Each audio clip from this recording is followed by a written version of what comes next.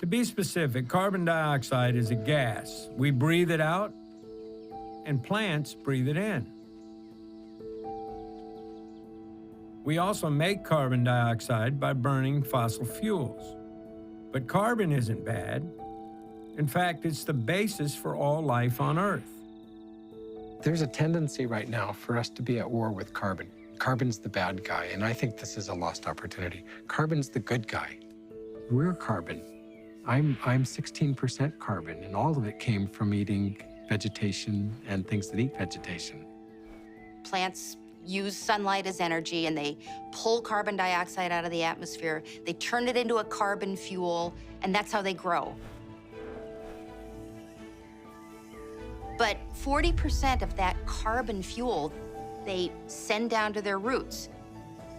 They're leaking it out in a very strategic way to soil microorganisms. Plants are feeding soil microorganisms carbon, and the soil microorganisms are bringing plants mineral nutrients. And in the process of all that, those soil microorganisms make a carbon glue out of that carbon fuel.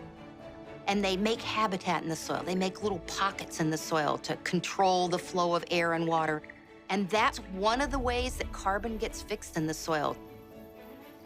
In other words, soil has the unique ability to sequester carbon dioxide out of the atmosphere. That's a big deal. And what's even more amazing? The soil contains an entire universe of life.